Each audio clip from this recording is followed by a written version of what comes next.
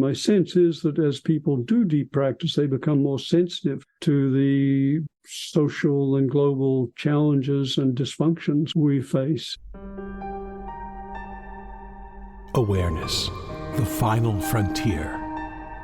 These are the explorations of Jonathan Robinson and Brian Tom O'Connor.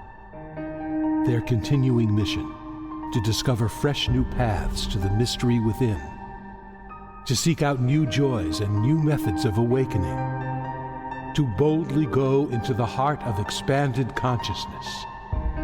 This is Awareness Explorers.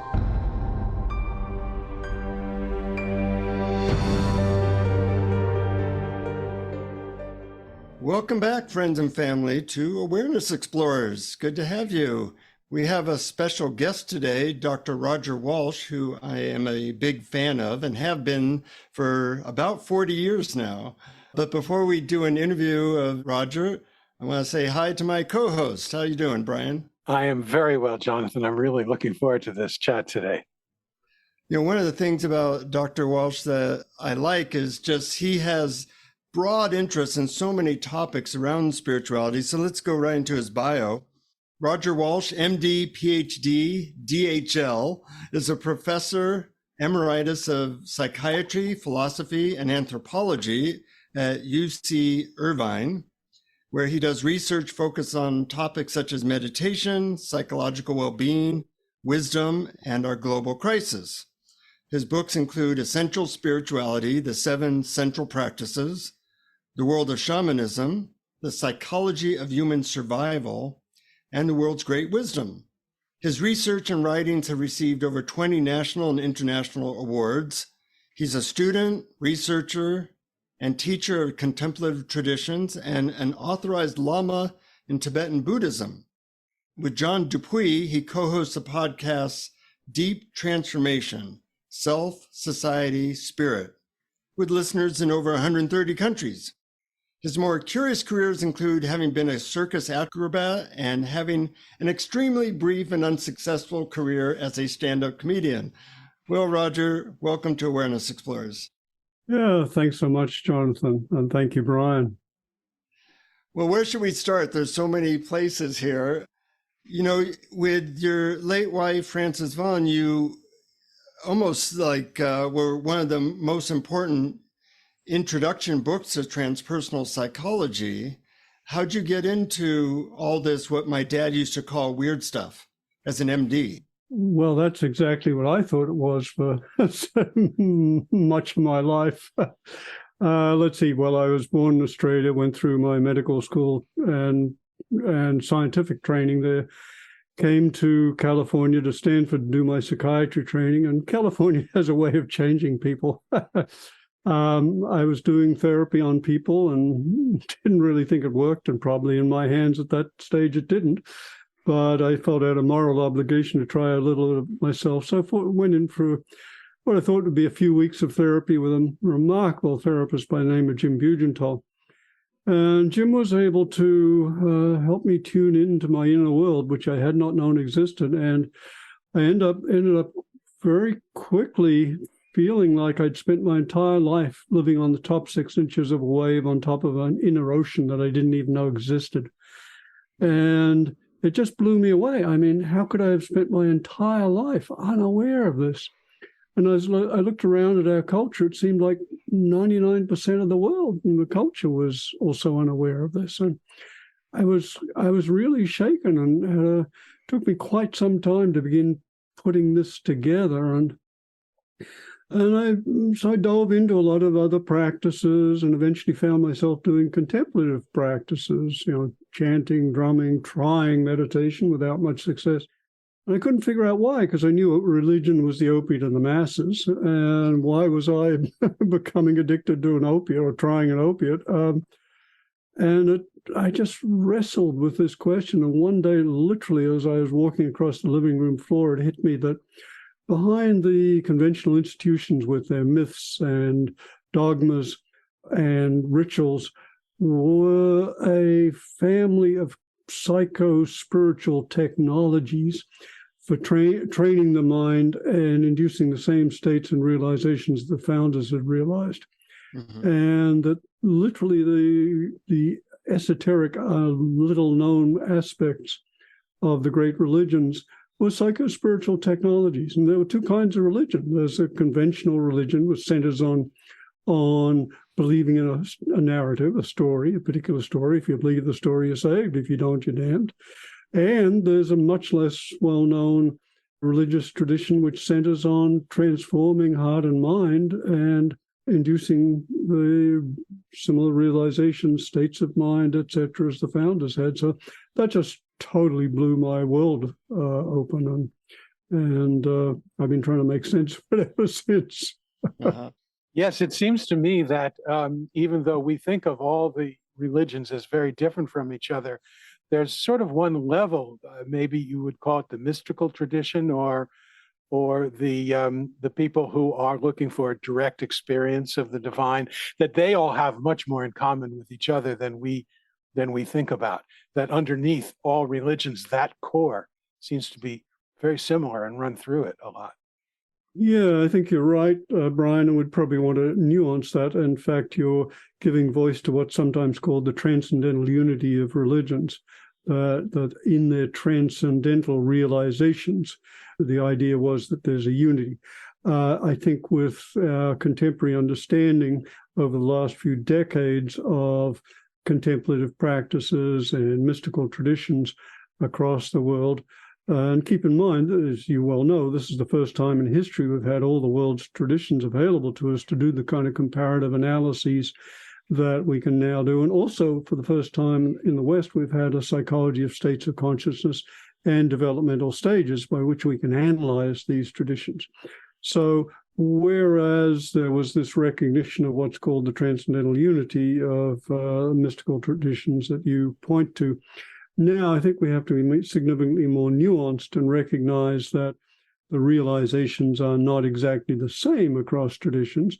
They have what, for example, Hamid Ali calls a different logos or realizations. They also have different states and culminating states to some degree. And they also have their center of gravity around different degrees of and kinds of altered states. So I think we can give a more nuanced discernment of what was formerly just glossed as the transcendental unity of traditions. Mm-hmm. I've been involved in the work of Dr. Jeffrey Martin, who you might know, and he has. I know him more as a result of having read your book. Yeah, so he talks about different locations or different types of enlightenment or awakening, which is very interesting, and he teaches courses to get into these different locations. You've been in this ball game. Can I just say something, Jonathan? That I appreciated your summaries of his work, and he, as you point out, he has four main divisions. Mm-hmm. And if we look at them, they seem largely based on the depth and the stability of certain altered states. I don't think he, as I look at it, he doesn't seem to be mapping nuances of the different families of states. For example, concentrative states, awareness states, different kinds of awareness states, such as Sahaj, Samadhi, Nirvikalpa, etc., etc. So I think it's a useful first categorization, but there's more work to be done, which I'm sure you'd agree with. Not saying anything you don't know. And since the book was written a year ago, he's actually created more nuanced. Oh, he has. Oh, great. Yeah. So, you've been in this ball game for a long time. I'm curious how you see it's changing, and if you see any sense of where the direction might be leading. Let's see, you're thinking now of our understanding of these traditions? And how, call it the whole area of spirituality is changing. Like, for example, I interviewed a lot of spiritual teachers 40 years ago or 35 years ago. And at that time, things like the word God were very used. Now hardly anyone uses that term. Nobody in the 40 people I interviewed really talked about somatic practices. So those are a couple of things I've noticed are major differences. But I'm wondering what you've noticed is the trends that you see. Let's see. That's an interesting question, and particularly if we can project anything from that. Well, let's see. Of course, there have been waves that have occurred. If we start back with the introduction of psychedelics in the 60s, that the psychedelics unleashed on a very unsuspecting, naive Western world the recognition that there was an extraordinary plasticity of consciousness that was available, and that it was quite possible for us all to access a wide variety of altered states, which we in the West had known nothing about. We were in the West what's called a monophasic society. This is an anthropological term, meaning that we derived our worldview primarily from one state of consciousness, namely the waking state, as opposed to most other cultures which are polyphasic. They draw their worldview not only from the waking state, but, for example, from dreams, from trance states, from spiritual states of one kind or another, from fasting, etc. So in one way, they have a richer repertoire of states from which they draw in their understanding of themselves and reality. So I would say one of the big overarching but almost never recognized evolutions in the West has been the transition which we are still undergoing from a monophasic society to a polyphasic society. Hallelujah. Yeah, and once you appreciate that, then a lot of things begin to make sense. For example, everything, if you look back, say, from the 60s, the Cultural Revolution, that was a initial birth of polyphasic segments of society and a clash between polyphasic and monophasic elements of society. So that has been continuing. Following that, there was an influx of traditions from the East, and we are all beneficiaries of that. And that in turn led to the recognition that, oh, wait a minute, our own Western religious traditions contain, hidden behind the mainstream conventional myths and dogmas and institutions, do contain contemplative practices. They've just been hidden, and in some cases necessarily so, because they could lead to realizations which led to an identity with the divine. And that was for example, the Western monotheism, Judaism, Jesus got crucified for that realization. In Islam, Al-Hallaj got crucified for the same realization, and the West people got put on funeral pyres for that realization. So it was basically viewed as heresy. But there has been this recognition that, yes, our Western traditions do contain these practices. They're not as well known, but they're gradually coming out of the closet. And so some practices, such as Father Thomas Keating's centering prayer, are now having widespread influences. And so there has been a what we call mysticization or contemplativization of the West as these practices are coming in.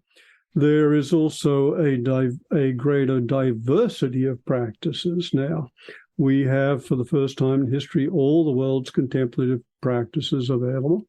And for the first time, we can begin to discern both common factors. And you were kind enough to mention my book, Essential Spirituality, and that's what the subtitle is 7 Central Practices. And that's what it was basically about.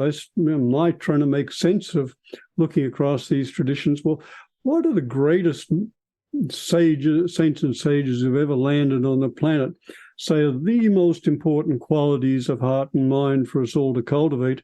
And how do they say we can develop them? Mm-hmm. So that was my attempt at an answer to that. And I found 7 qualities of heart and mind, like concentration, wisdom, altruism, ethics, etc., which seem to be universal across any authentic tradition. Mm-hmm. You also point to another trend that's occurred, and that is the interface of psychology and spirituality. I think, I don't know about you, but in my naive phase, I'd love to think I'm not naive now, but if I live longer, I'm sure I will think I am. A lot of us assumed that spiritual practice would do it all. And in most cases, it doesn't. Right. As you pointed out in your nice book, The Enlightenment Project, spiritual practices can leave untouched various elements of the psyche, often known as the shadow elements. There's a beautiful book by Connie Zweig that's just coming out in a couple of weeks called Shadow and Spirituality, I think. So that's recognized, and now one of the gifts and challenges of our time is how do we find the optimal combination of practices for each of us at each stage of our development. And that's an ongoing question. We also have introduced by the West, for the first time in history, a variety of technologies for inducing altered states. We can think of brain-mind machines, and we can think of psychedelics. And we can also think of two things that none of us would have predicted would have a major impact on the culture, but they have. One is resuscitation technology, with millions of people having had near-death experiences, and you've worked on that. And another is space travel. People have what's called an overview effect. They go into space, they look down on the Earth for the first time, and a number of these people have had life-changing mystical experiences. So here we have four technologies completely unexpected, which are also playing into this potpourri of practices and techniques and ways of accessing altered states we have.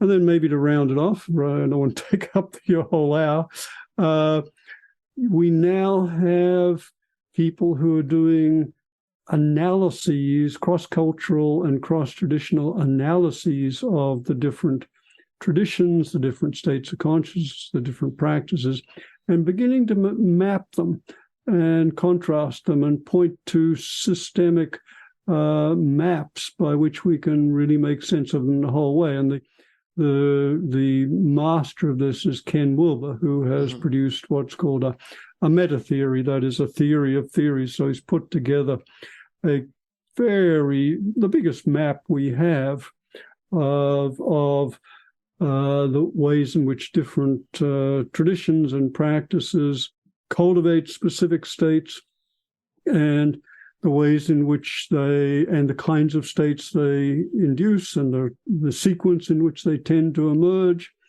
I guess one final thing, drawing on the recent work of Ken Wilber, that I'll just add is, it's clear that the contemplative traditions can induce altered states. It's not so clear that they necessarily induce psychological maturation through what are called post-conventional stages. That is, I would say, one of the most important, maybe exciting discovery of psychology in the last 50 years is that we can mature through recognizable stages of development beyond the conventional level, so-called post-conventional stages. It's like changing your operating system. And all the stages like changing a program. Change a program, you have different experience. So you can see you're distinctly altered. But developmental stages are more like changing the background operating system. You don't even necessarily recognize you've moved through another stage. Mm-hmm. And it requires psychological testing to really be clear about it and to map these stages out. But what we now have is the recognition that great spiritual traditions have given us these incredible techniques and maps for accessing higher states of consciousness. Western psychology is giving us a map of stages of development. Now we have the opportunity to bring them together, and I think a comprehensive and well-tailored program of human flourishing will necessarily entail both, and the integration of both. That was quite an overview, Roger. I think you covered that really well, and it also gives me hope to see that this is progressing. Technology is obviously progressing, and the understanding of all this psychological and spiritual maturation, if you look back, 50 years, it's in a totally different ballpark than it was. And so thank you for that overview. Brian, I know you had a question. Well, as I mentioned before we started the interview, one of my most, one topic I'm most interested in, and this is really based on my own experience, is that a shift in identity from the personal individual self to a larger field of awareness, it has many, many names for it, seems to be healthy. It seems to promote well-being and happiness, at least for me. And I watched an interview with you. It was on Closer to Truth, and it was called What Makes Personality Continue. And you said, what we're taking to be ourselves is actually an image rather than what we really are. We suffer from a case of mistaken identity. So how does this mistake happen, and what is our true identity? Oh, it's good you're starting with the easy questions. Let's see, what is this? Well, first off, I would agree with what you're implying, Brian, and that is that at the heart of the great contemplative traditions is the recognition and aspiration that what we usually take to be ourselves is actually a very partial and fragmented self-sense, and that there is a far greater identity awaiting recognition. And so what is this, quotes, what I was calling a case of mistaken identity? What is this mistaken identity? Well, first off, we should acknowledge this seems to be part of a developmental progression. And so it's important that,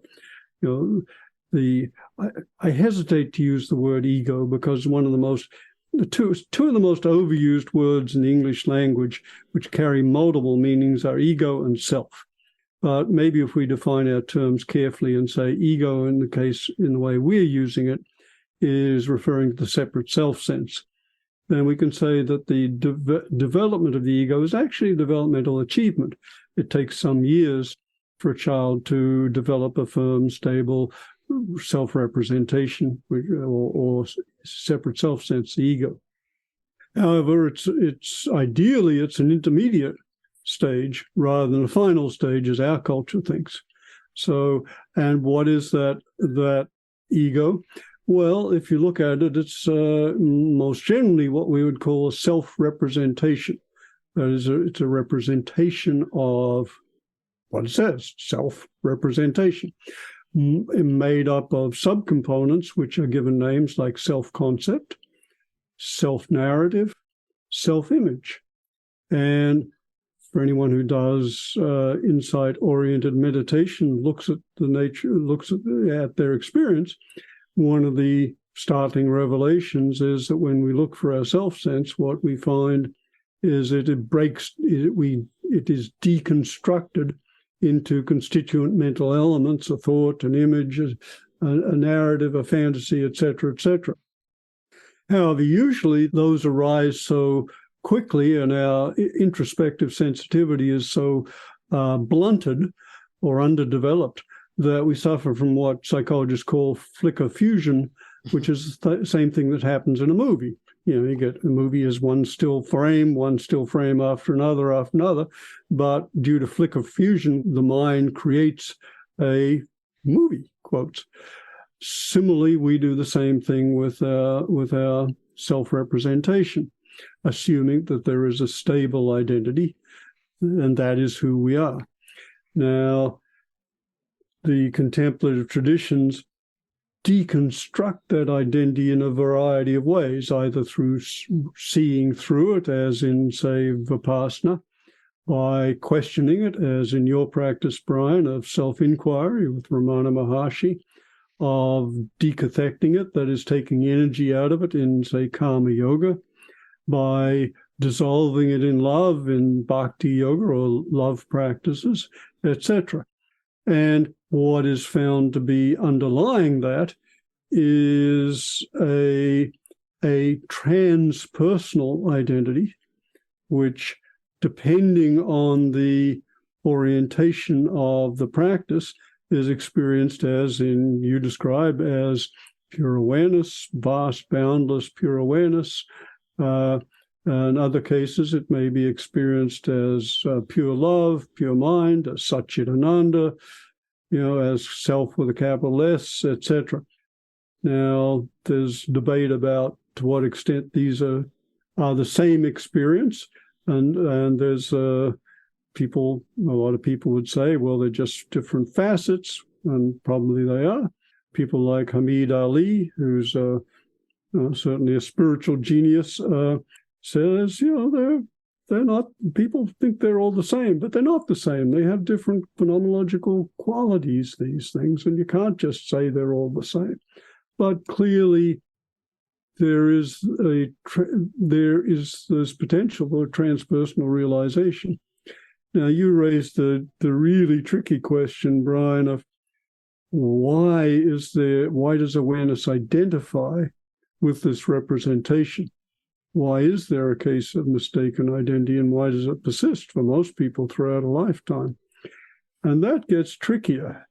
And I don't pretend to have the answer for what are the actual mechanisms. I mean, you can look at various traditions and say, Sankhya, which is the Indian philosophy underlying Patanjali's yoga, the awareness and phenomena. In that tradition, there's a strict dualism, but between awareness and phenomena, including the phenomena of mind. But awareness apparently is said to illuminate mind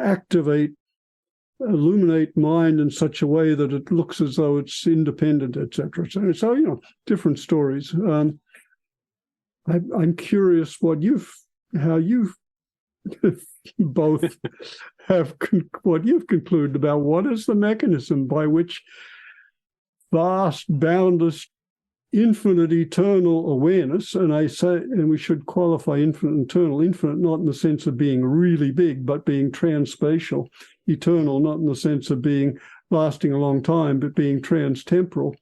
How does this thing mistake itself for this puny little body mind?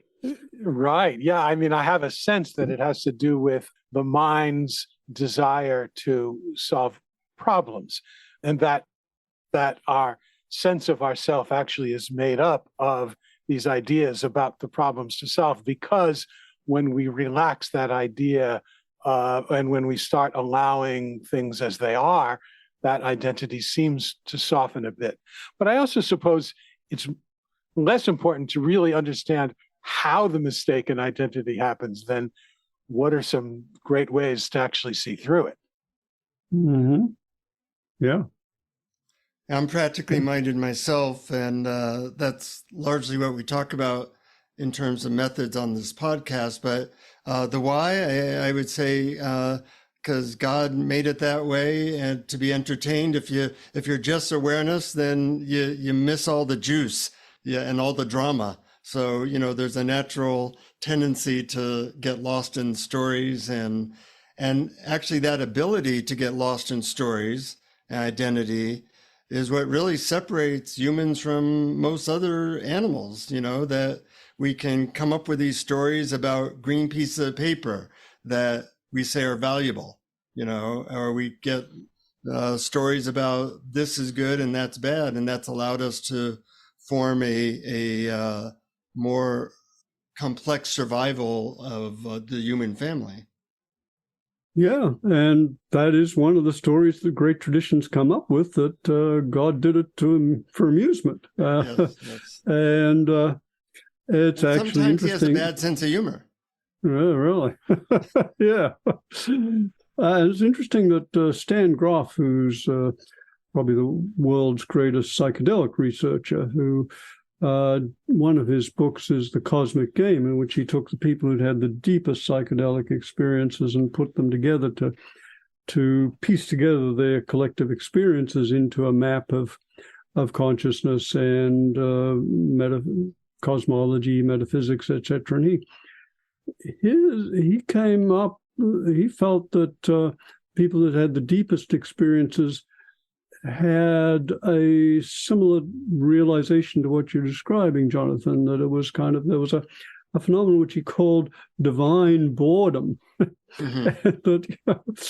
that kind of loneliness to just being by yourself. So, create a cosmic game to play, hence the title of the book, The Cosmic Game, which is also very similar to other traditions such as Kashmir Shaivism, that again, Shiva, the pure infinite consciousness, has as part of its potential Shakti, the capacity for universal energy and creation, and also Shakti has the capacity for concealment, to both conceal and reveal the true nature of things.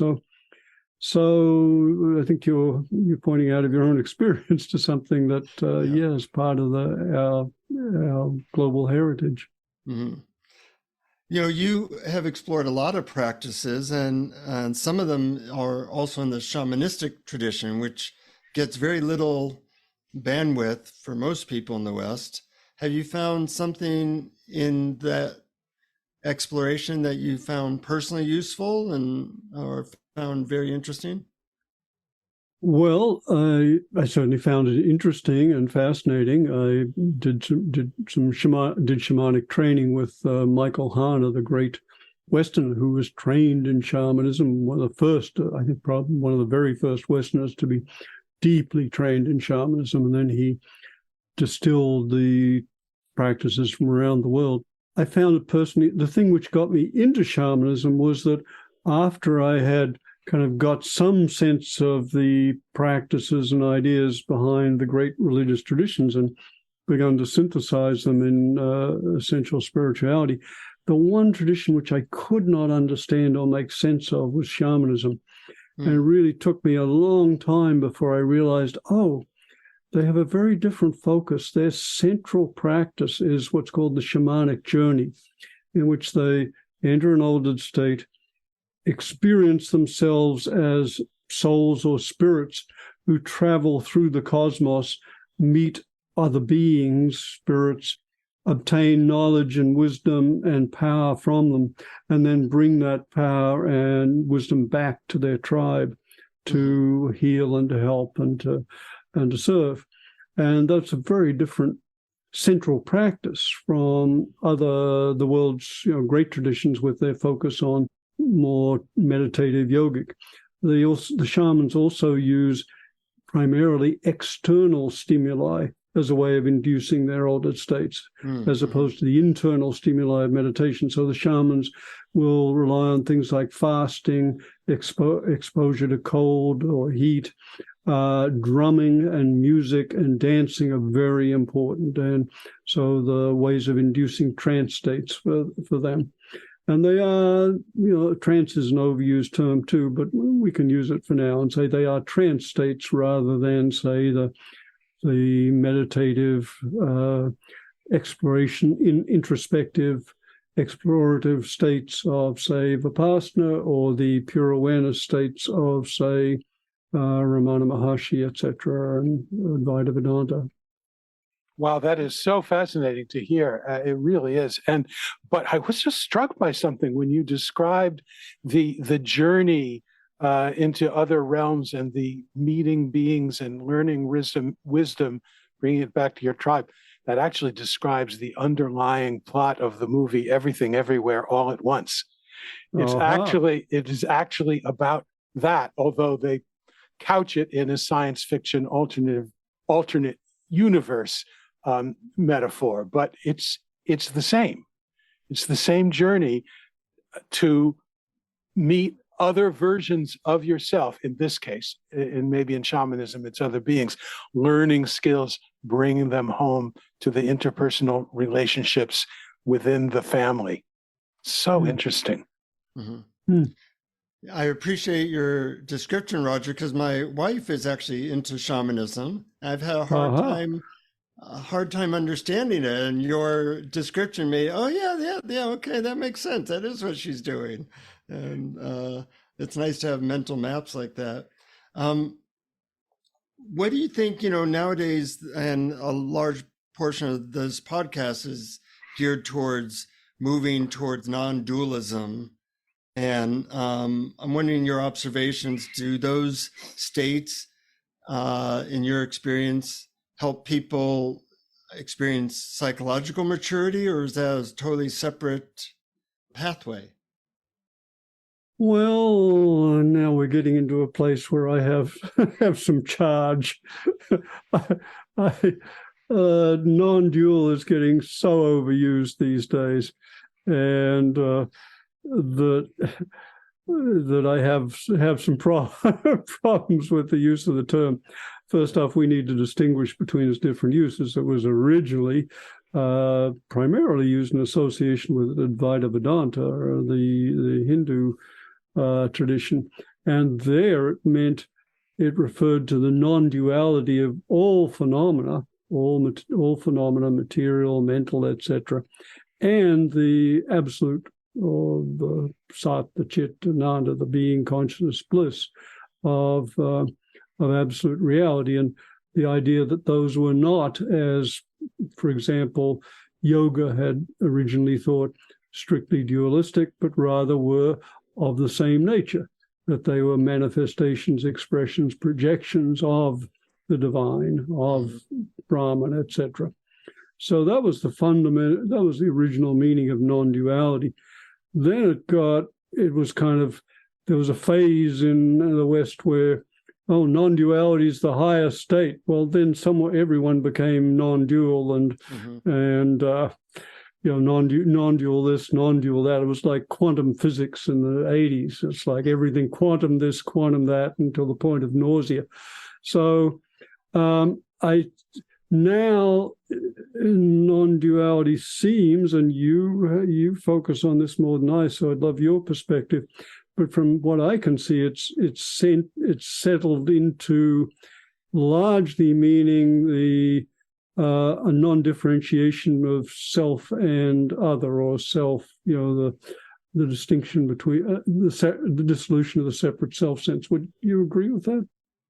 Brian, what are your thoughts? Well, that certainly is the focus of many teachers, like I would say Angelo DeLullo, who we've had on here, the focus of the dissolution of the sense of the separate self. Although I think that the unity of all things and the idea that we are Brahman, I'm very bad at using ancient terms. I would just say the universe, or what we might call God, is what is looking out our eyes, and the direct experience of that is how I would refer to non-duality. I like to differentiate as non-dual 1 and non-dual 2. Non-dual 1, this is a Michael Taft thing, is that it's awareness and the objects of awareness are actually dualistic. That you can be awareness and you can look out as awareness. And non-dual 2 is where those things actually merge, and you realize that awareness and everything is all just one thing, and there's no sense of an individual self at that point. So you're right that any description of non-dual actually has to be preceded by what the hell are people talking about, because everybody has different definitions. Mm-hmm. But the other problem with non-duality today is I guess you would call it the non-dual police, who would say, well, as soon as you mention anything about your body or your life, and say, oh, that's not non-dual. The expression, so as if to deny our worldly experience as somehow it doesn't exist, it doesn't happen, and people put it out of their minds and say that's not real, that's all illusory. And where if non-duality were true and all is actually just one, then wouldn't that also include duality, include our human experience and our identification with the divine all together simultaneously? Yeah, some of the critiques of I have trouble with some of the uses of non-dual, and I have trouble with some of the critiques of non-dual too, because some of the critiques are pretty dualistic. That's not part of non-duality. Well, that's a pretty limited view of right non-duality. And one of the problems in this whole field of spirituality and contemplative practices, since we're talking about, for the large part, subjective experiences, it's very easy to use the terms vaguely. And I think that's, in so many cases, that's what gets us into trouble. And there's real value in a kind of precision in some of the, thinking and analyses about these things. And otherwise they come almost platitudinous in a way. Yeah. Science has been able to proceed and evolve because everything has very precise definitions. Whereas when it comes to spirituality, one person's word of the word God or non-dual or ecstasy or shamanism, nobody really knows what they're talking about, but we all throw these words around. And it'd be nice if there was maybe you can work on this, Roger, a spiritual dictionary, that describes each of these things very precisely. Well, there's a good opportunity for conflict. Well, the different definitions. Although I must say, I just finished your book, Essential Spirituality, and that comes pretty close. I mean, that is a wonderful primer on the entire, on so many aspects. It seems to really touch all the bases. Thank you very much. I'm delighted. Yeah, thanks, Brian. And speaking of great books, I read your book in 1984 when I was, younger, called Staying Alive, The Psychology of Human Survival. And it really impacted me. I'd say it's in one of the top 20 books I've ever read, in which you talk about how we could use our psychological, spiritual understandings to perhaps create a better world. That was, 39 years ago. I would give ourselves a D in our ability.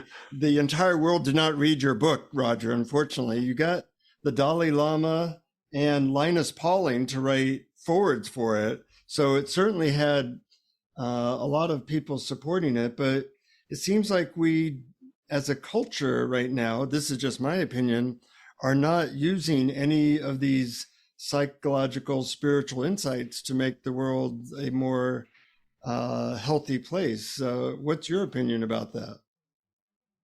Yeah, it's a very sad observation, Jonathan, that the world is in an even more dangerous place perhaps now than it was in 1984 when I wrote that book, which was at the height of the Cold War. And we could have ended civilization and incinerated ourselves in a matter of hours. And fortunately, we escaped that at that time anyway. But unfortunately, the complexity and challenges and dangers have multiplied.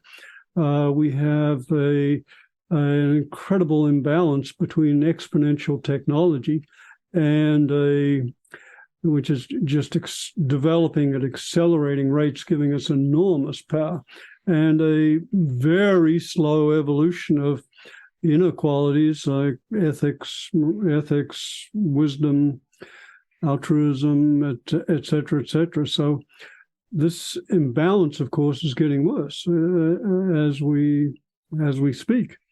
And so we have created a whole new slew of problems that is in the, almost 40 years since that book was written.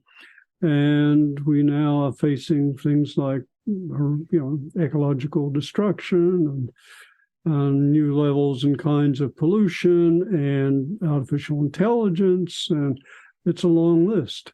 In fact, I'm currently doing a final chapter for a book on wise responses to the global crises, and unfortunately, I came up with 10 major challenges we're facing. So, whereas back then it was mainly ecological and nuclear. So our challenges are multiplying. The urgency of the situation, the complexity is multiplying, and we're really in a race between consciousness and catastrophe. And it's not clear which way it's going to go. We are kind of like the sorcerer's apprentice. We have developed enormous power and little wisdom. We've become nuclear giants and technological wizards while remaining ethical infants and wisdom dwarfs. It's just incredible imbalance. What we call our global problems at this stage are really global symptoms. They're symptoms of our technology is so powerful that we've been able to reshape the world in our own image. And once you realize that, you see that our global problems are actually global symptoms. I'd say the positive thing is that there are far more people deeply concerned about these issues than there were when that original book was written. There's a rapidly growing movement of deeply concerned people. And unfortunately, what we call normality, we can now recognize is, at least from my perspective, an unrecognized collective developmental arrest, and it's a deluded state of mind. And so we've really got a lot of work to do if we're going to make it as a civilization. And, unfortunately, there have been lots of civilizations that have destroyed themselves before. The great historian Arnold Toynbee said that most civilizations actually end by suicide. So there's no reason we couldn't be the same. Is there any place that you tend to put your hope? Well, I think as I mentioned, in the number of people who are awakening to the issues, far more than before. There are just a lot of people who are awakening to this. The number of people who are adopting novel perspectives, for example, trying to bring different perspectives and approaches to these issues. The other thing is what you implied earlier, the acceleration of spiritual practices in the world. And I said we're in a race in consciousness and catastrophe. It's kind of, in one sense, it sounds like just like a catchy line, but I think it is true. And so I think the question is, how can we encourage people to become active in learning about and responding to these crises, and what can we do to increase the number of people doing deep, sustained contemplative practice? Because my sense is that as people do deep practice, they become more sensitive to the social and global challenges and dysfunctions we face, and more motivated to do something about them, and hopefully to do them from a deeper perspective, which recognizes their psychological and spiritual roots as well as their external manifestations and symptoms. And one final thing, which hasn't happened much, but I hope will, and that is that social and global activism will become married with contemplative practice, particularly in the form of a practice you mentioned in your book, The Enlightenment Project, Jonathan, that is karma yoga. Karma yoga is the yoga of work and action in the world, in which the central focus of one's practice is one's work in the world. And there is a way of transforming one's work in the world into a profound practice. And if anyone's interested, I've done a couple of articles on this, which you can find on the web on karma yoga. Just seems like a really important practice for our times. And I just encourage people to look into it. And if you're a serious spiritual practitioner, you're either in a monastery doing intensive practice, or you're in the world. And if you're in the world, one of the core recommendations across traditions is do your practice continuously. Well, if you're working and engaged in family and etc., how do you do your practice continually? Well, karma yoga is the time-honored answer to that question. And maybe I can just say, very little about it. Should I do that? Yeah, we talked to Tammy Simon of Sounds True about karma yoga, and she said some things that really impacted me. And I think it's a discussion in spiritual circles that is underrepresented. I would agree completely, Jonathan. And And its essence, it's a simple practice. It's the classic text is the Hindu Bhagavad Gita, which describes the Karma Yogas as offering one's actions to God, doing the actions as impeccable and work as impeccably as one can, while simultaneously, and this is the kicker, releasing attachment to the outcome.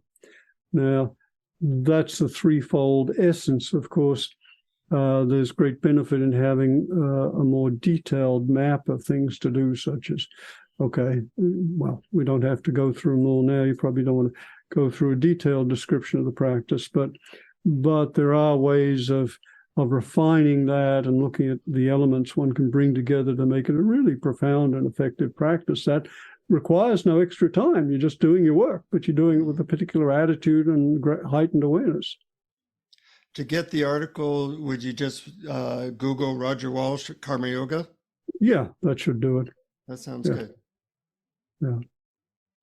Wonderful. Well, that is, I think, really can be inspiring and help people who say, well, what can I do? What do I do? This is, the most common question. They might understand theoretically, but people want to know, and what can I do? And what do I do?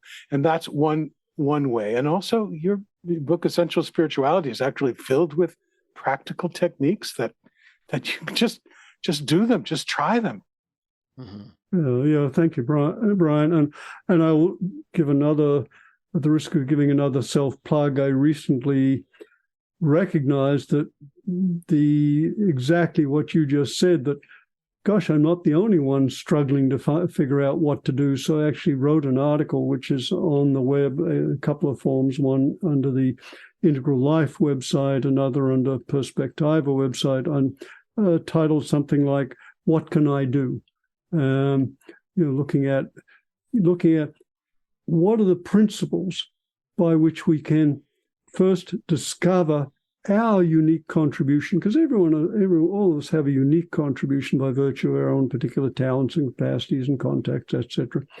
And once we have a sense of what we are drawn to, then how do we do it most skillfully and effectively in the most profound way? So I think those are kind of the koans for each of us at this time. Mm-hmm. Well said.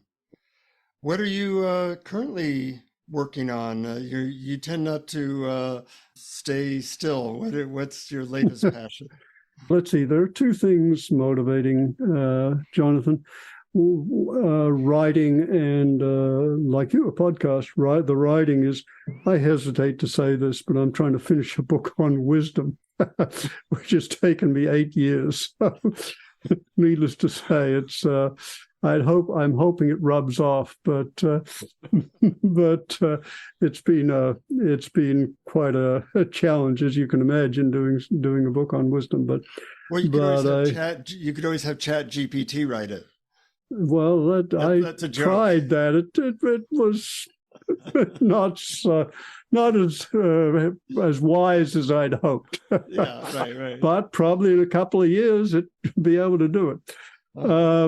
So that's one project. The other is, like your own, doing a podcast over this last year. And I would like to mention that because I suspect that our listeners will overlap. Ours would probably be very interested to hear of your Explorers podcast. And yours may be interested to hear of ours, which is Deep Transformation, Self, Society, Spirit. And that pretty much describes what we're about, what we're really interested in. What is deep transformation, both of oneself, of society, and what is personal, psychological, spiritual, social, global transformation, and how can we foster that? And so there's a lot of overlap, and one of our deep concerns is how can we transform in ways which will enable us to become more effective instruments of help and healing, particularly at this really dangerous time we're in. And the co-host of that podcast is John Dupuy. Is that correct? It is, yeah. John Dupuy, who I think you know, and a wonderful human being who founded the Integral Recovery Movement. Mm-hmm. Yeah. Mm-hmm. I have a question about, there's likely to be FDA approval of MDMA therapy, and I actually am teaching a course on that to facilitators. Do you think that that has much ability to heal people, or do you know anything about it, or what are your thoughts about the whole use of psychedelics coming back and MDMA coming back to potentially give people therapeutic and transpersonal wisdom? Well, a lot of us worked really hard for this moment, for the legitimization of psychedelics as therapeutic and spiritual tools, and I think a lot of us are also concerned. Let's say that there's a lot of evidence that these are very powerful therapeutic tools. So before the research was locked down, there were something like 1,000 studies that were done, and they're almost totally forgotten now. But the evidence was clear. They could be remarkably therapeutic in very difficult situations, such as addiction, for example, or near death, people approaching death, and etc. So lots of promise there, and of course a history across large parts of the world of their use in spiritual traditions. Shamanism, you had mentioned, Jonathan, and psychedelics were a major part of shamanism, but they also played subsidiary roles in a variety of other traditions. They don't get much press, but they've been around dated back archaeologically to at least 9,000 years ago. Probably for shamanic use, and so these have been widely used and in spiritual traditions, and now we have the potential of using them therapeutically. I think that's wonderful, and I think there are a couple of dangers. One is that they are currently being hyped in ways which are reminiscent of the 60s, the cure-alls, and they're not. Nothing is. Second, I think the risks are being minimized by some people, and there are some people who just should not use psychedelics. That's flat out. If you've had, say, manic depressive disorder, or psychotic episode, watch out, etc., etc. So, but the research is clear that with adequate screening and adequate care and supervision or guidance, these can be extraordinarily safe for some people and extremely valuable. So the other challenge is that there is a flood of capitalism. The word that was going to come to mind was vultures descending on the field, wanting to make a buck out of them, and so much of their value has been their spiritual dimension. And I just don't see how it's going to be possible to have profit as the central motive and retain the spiritual profundity and depths and intentions with these things. So that's a big challenge. There's an interesting question about their role in spiritual practice, and they have been spiritual tools, but what's their role? So I was very intrigued by that. So some years ago, I did a little study. I interviewed 6 spiritual teachers, all of whom were certified in their own traditions as teachers and were recognized, actually a lot of them quite well recognized teachers, and all of them had a profound opening with psychedelics. So here were people who could compare, and what they said was almost unanimous. It was quite striking. All of them agreed that yes, these tools can be very valuable if used in the context of a spiritual practice. By themselves, they do not constitute a path, but they can be very valuable spiritual adjuncts. So that was a pretty clear answer. Great. Any last questions, Brian, that you want to give before we maybe go into a guided meditation? No, I'm curious, Roger. You mentioned before we started that you had recently come across a meditation that you might be interested in sharing with our listeners.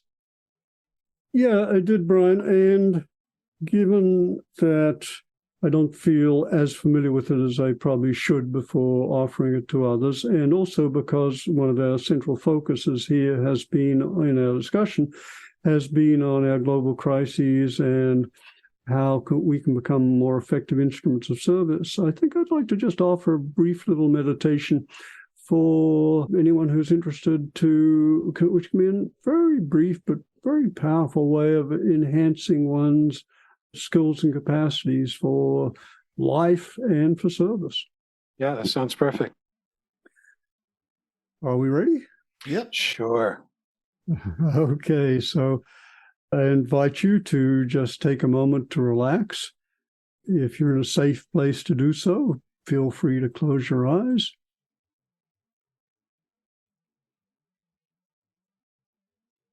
And take a couple of slow, deep breaths.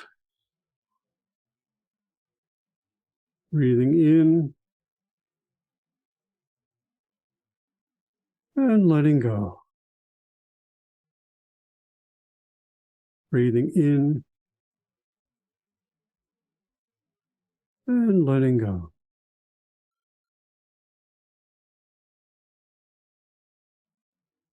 And I invite you to think of some quality or capacity or skill that you feel would be really beneficial for you to have.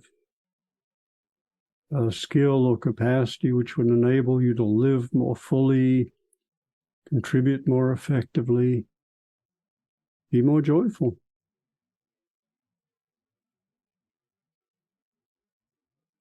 And think of that quality. And now bring to mind, or allow your mind to come up with, someone who really is an example of that quality, that capacity, an exemplar, a role model who really embodies that quality of heart and mind. It could be someone you know, it could be someone you've heard of, it could be a historical figure, or it could be an archetype, an image. But someone who really embodies and has that quality, capacity as a strength.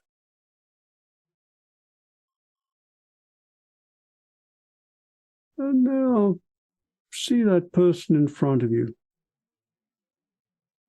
See that person who embodies this quality, this capacity, this strength, this virtue that you would benefit from.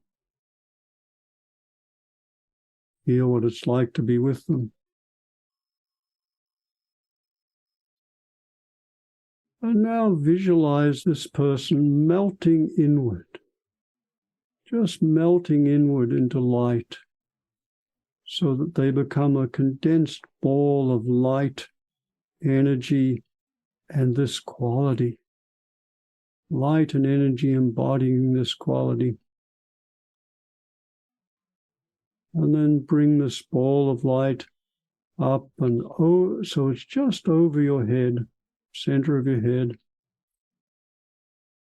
And imagine it coming down through the crown, down the neck and spine, and coming into the heart. And when it comes into the heart, this ball of light, energy, virtue explodes through your body-mind, filling it, imbuing it with this quality, this capacity. So now this virtue, this strength, this excellence fills your body-mind, pervades it. And this virtue, this strength is now one of your great strengths. And feel what it's like to embody this quality, this strength. What posture is associated with it? You might like to even exaggerate that posture a little bit and store the experience of that strength and that posture that it evokes.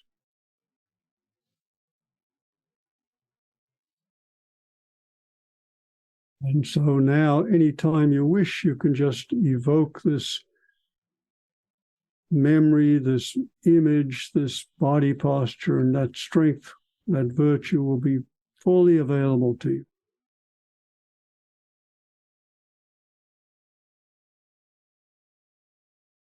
And when you're ready,